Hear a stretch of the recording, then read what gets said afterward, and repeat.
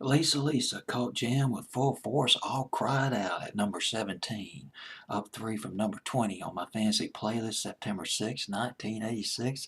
How you doing, Mr. DJ? Counting down fancy playlist.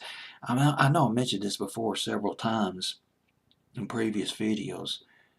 Remember the first video I watched by Lisa called Jam.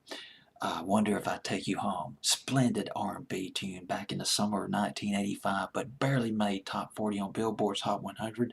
Was not played on the pop stations around here, but night tracks on WTBS. They played the video.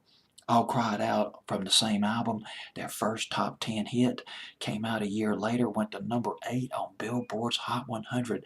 Won the critics. Came down a bit, maybe a bit too hard on Lisa. Her last name, Velez, V-E-L-E-C, Velez, Lisa Velez, lead singer. He said that she sounded too amateurish and compared her voice a little bit to Rosie and the Originals. Of course, they had that huge hit back in 1960 or 61 called Angel Baby. Of course, I thought they had a great voice. And here's the thing about Lisa. She's not Patti LaBelle. She's not Whitney Houston. She's not Aretha. But she was not chosen because of that. And let me explain. Lisa Velez, she during the daytime, she worked at a clothing store, a fashion store called Benetton's in New York City. Boating sweaters during the daytime. At night, she snuck out of her parents' apartment and went to a place called the Fun House. The Fun House was happening in New York City, one of the biggest clubs in New York City. Hip hop people, break dancers were hanging out there back in the early to mid 80s. Now, somewhere along the line, she met a guy named Mike Hughes. Mike Hughes, he was a former roadie. He was a drummer for Full Force. He introduced her to his fellow members of Full Force. Now, among the members of Full Force were three brothers, bow-legged, their nicknames, bow-legged Lou, Paul Anthony, and B. Fine. And they wanted Lisa Velez to audition. They were looking to put together a girl group, but eventually they were looking for a female singer. So she auditioned. She went to Bow-Legged Lou's, Paul Anthony's, and B. Fine's. She went to their house and she auditioned in their basement. And a couple of other members of Full Force, Mike Hughes, and there was another guy, Alex Mosley. They gave Lisa Velez a couple of songs to sing. Songs that they wrote. They were cheesy records, cheesy songs.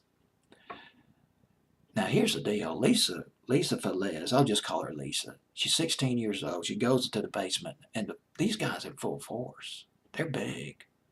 These are big guys. And I remember watching their videos and looking at their arms. I mean, they were just bodybuilders, built. She was a little intimidated, a little afraid, but Paul Anthony told her how pretty she was, and that set her more at ease.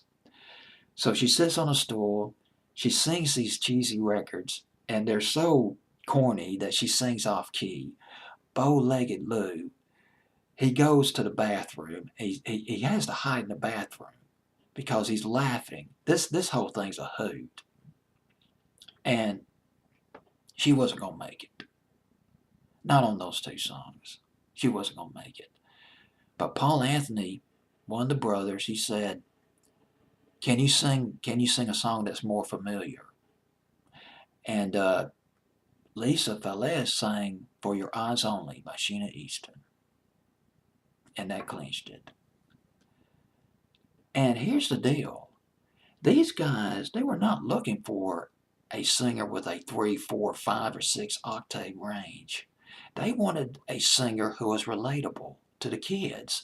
They wanted a singer who the teenage girls, could imitate.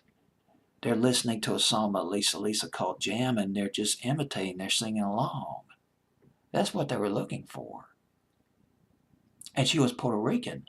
Not very many female singers at the time were Puerto Rican. This is before the Latino thing happened in the 90s and 2000s, and of course 20 teens. So it was Lisa. She's got a pleasing voice. She's got a very nice voice.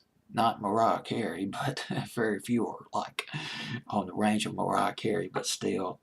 So here we are. We got All Cried Out by Lisa Lisa Cult Jam at number 17 on my fantasy playlist, September 6, 1986.